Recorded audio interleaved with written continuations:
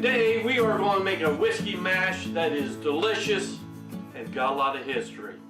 So you want to make sure you stick around for this. But first, welcome to Stillworks and Brewing. My name is Randy and this is the channel that's all about home distillation and brewing. Okay, so while my water's heating up, let's just talk about oatmeal whiskey. I mean, most of us, we're used to seeing a handful of different grains in a whiskey mash bill. Number one, could you have corn, barley, rye, and wheat? They're all in there. But there's another grain that has been supporting role in whiskeys, and that's oats. An oat mash turns out like a bowl of oatmeal. I mean, it's sticky and goopy. A glob. It's not really easy to work with, but I think I found out a way that I can work with it, and I've been doing it with other things, and I think it will turn out very well. Oat,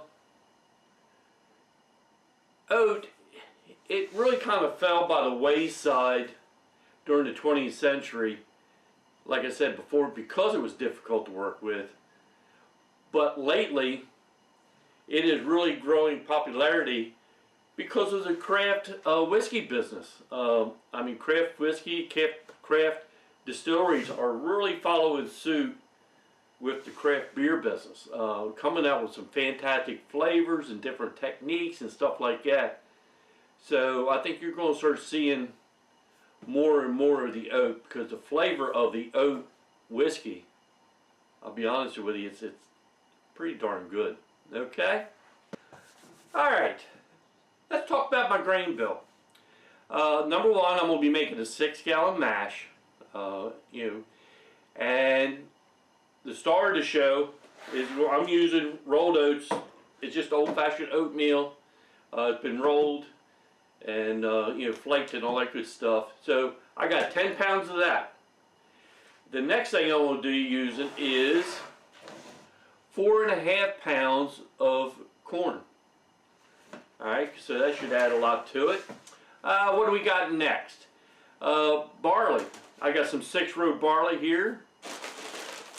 I will be using 4.5 pounds of that. And just for a little bit of spiciness, because I just like it, I'm going to use 2 pounds of a rye. I mean, to me, rye just has that little peppery taste that I really like. So we're going to use that. And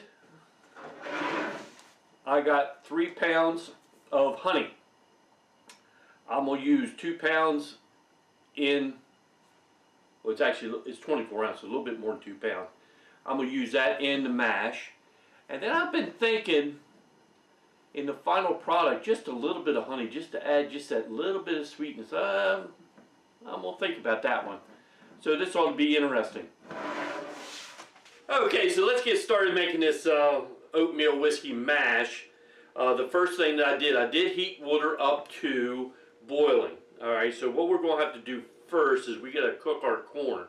Okay, and the way I do that is I use my mash tun because I can retain the heat. So I'll put a couple gallons of boiling water in the mash tun, and then we'll stir in the corn. Okay, so let's get started with that. The way I do it is I have a pump, and then I just pump it out of the water I heated up in my kettle, and I will pump it over into the mash tun.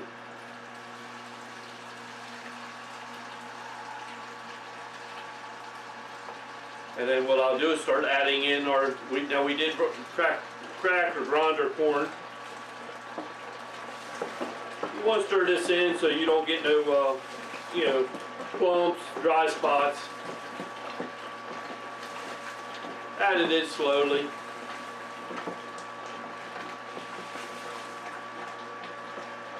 Here's half of it.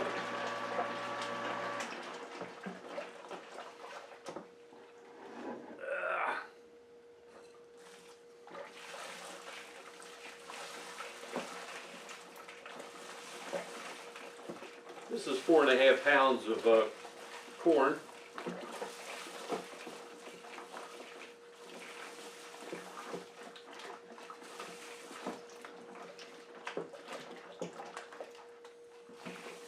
All right. And the reason I'm using corn is I like the flavor of corn.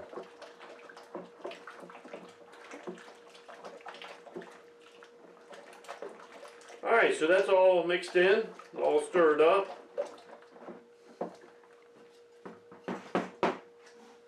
Alright, so what I'm going to do is I'll put the cover on this and we're going to give it 1 hour, okay? So we'll see you in an hour. Okay, it's been 1 hour. I mean, by the looks of it, it's all nice and hydronized, and I believe it's ready. We're going to start adding in our oats. Okay, so what I have is 10 pounds of oats, and what I did was half of the oats I toasted in the oven. So we'll start mixing it in. I believe we're going to have to add in a good bit more water. So let's just put a little bit in first. Start mixing it in because it's pretty thick already. Let me go ahead and put the water in because I know.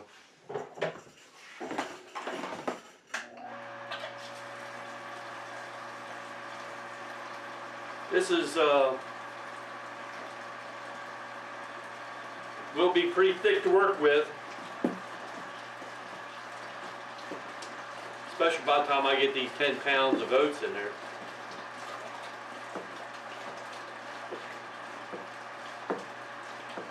And I don't have to cook the oats because they've been rolled. So that's one reason I don't have to cook the oats.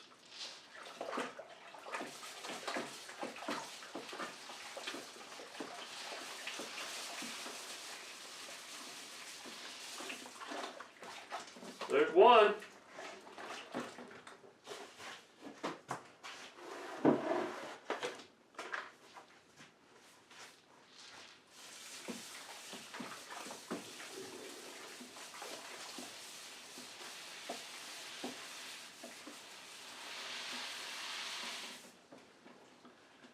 I think I'm going to have to put some more water in there because it's getting thick again.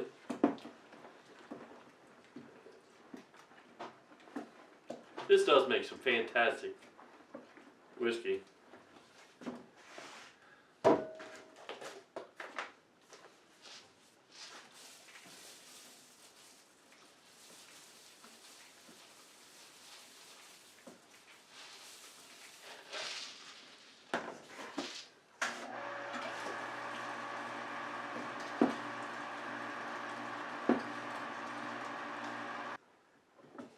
What I'm going to do too is these are rice hulls. I'm going to put a couple big handfuls of rice hulls in, and what that will do is help keep it don't add no taste, it don't add nothing except for it helps keep the from getting too all globbed up together. It will help keep it separated so that we can get the sugar's flushed out of all this. So we'll get that mixed in.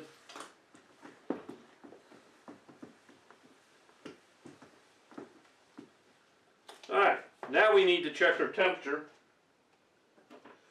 So what we're looking for, it's right at 163. Okay, so I'm going to let this cool down just, well, I think by the time I add in,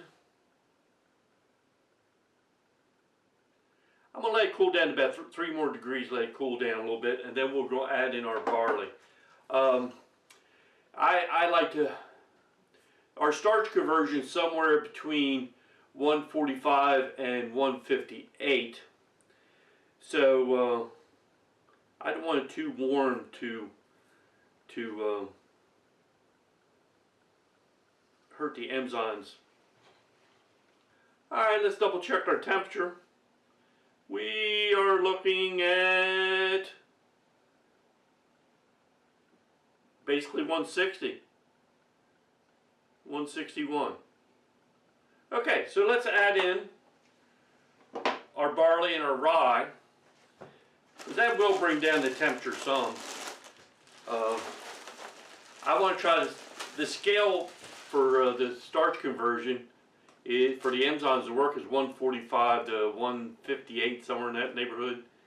So I would like to be to the high side of that scale because it will naturally cool down, and then we'll still be within there.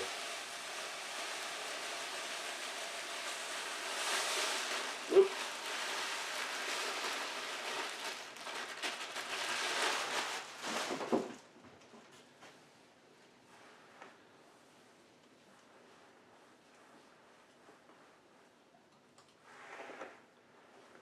This will get it.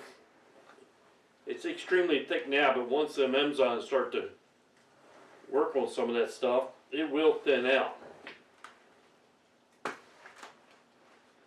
Well, from the get-go, this is fun to work with. Now I got to put my little bit of rye in.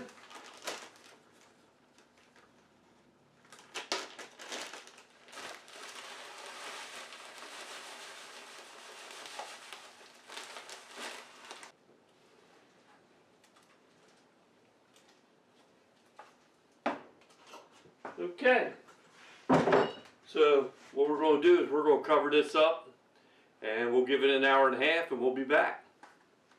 Okay, so I think the conversion's done. It's been like 2 hours. So what we're going to do now is going to put it through my sieve. It is very thick. I mean, it thinned out a lot. Yeah, you can see, real sweet tasting. So, I know I couldn't go through my false bottom, so what I do, let me show you this.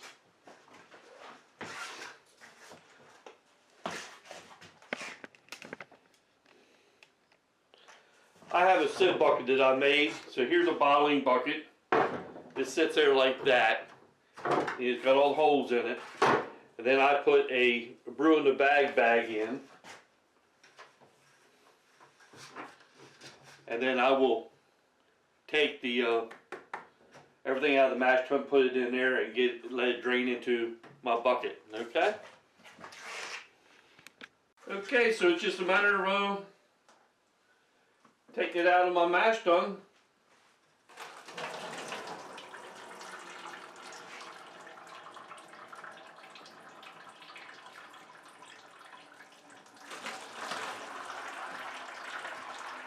I will have to say,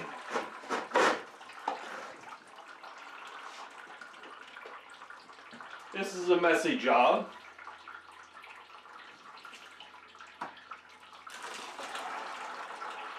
But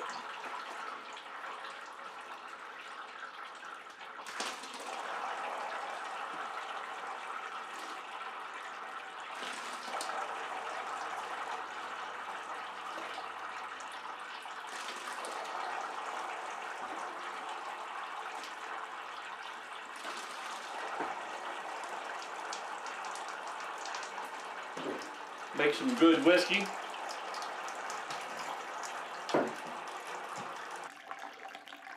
Okay, so it is a challenge. I mean, we got everything out of our mash tun, put over into our sieve. It is draining down, and it is filling up our fermentation bucket. It is a slow process, but I feel it's going to be pretty delicious. Just to show you how difficult this all this oats is to work with. I mean, you got to really to try to get the liquid out of it. Don't drain very good. So you just kind of, I'm just working it to get it to come out of the bag. But we're getting there.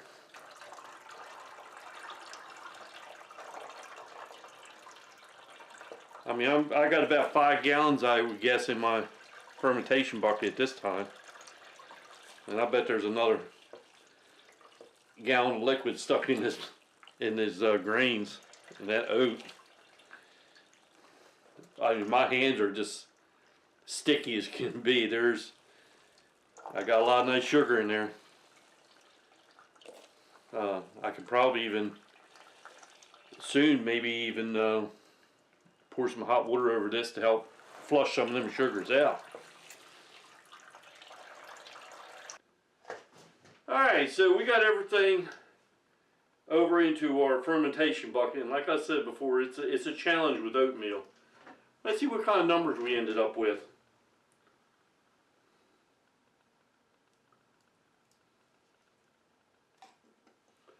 Alright, we are... Okay, so I checked my numbers. They're at 1.065, which is a little bit lower than I wanted, but I do have to add in my 3 pounds of honey. Okay. So let's go ahead and add that in, and we'll recheck our numbers. The mash is still warm, so everything should dissolve pretty good if I get it open.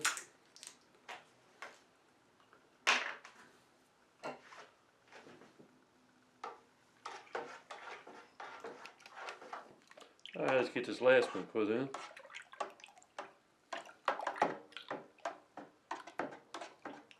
And if we have to get the alcohol content up a little bit, I could add a little bit of sugar if I have to. But we'll see what the honey does for us.